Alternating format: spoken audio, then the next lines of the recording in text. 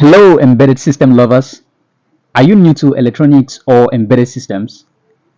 In this video, I'm going to be walking you through 5 projects that will teach you the basis of building real electronics. Join me and let's dive right in. Project 1 is darkness activated light.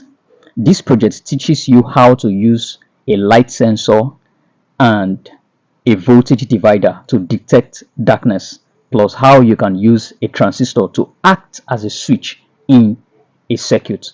So the core lessons to learn from this project is how to work with analog signal sensing and how voltage divider behavior works and how to use transistor as a digital switch.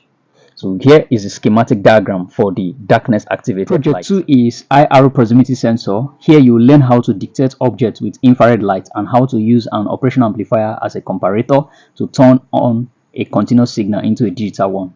Here is the schematic diagram for the IR proximity sensor with the operational amplifier. So project 3 is an LED controlled by vibration sensor. So this is a simple project that teaches you how to interface a mechanical vibration sensor using a transistor to amplify its signal and then to drive an LED, as you can see on my breadboard. So it senses my vibration, that's the one produced by hitting the decks, and then the transistor amplifies that signal to drive the LED by turning it on.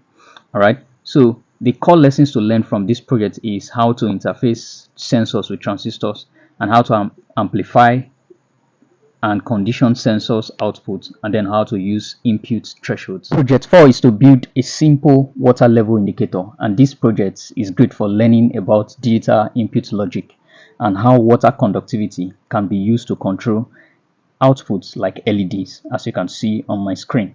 Alright, so the core lessons to learn from this water level indicator project is learning how to work with multiple digital inputs and learning about conductivity as a trigger and the practical way of sensing using simple materials like copper wire.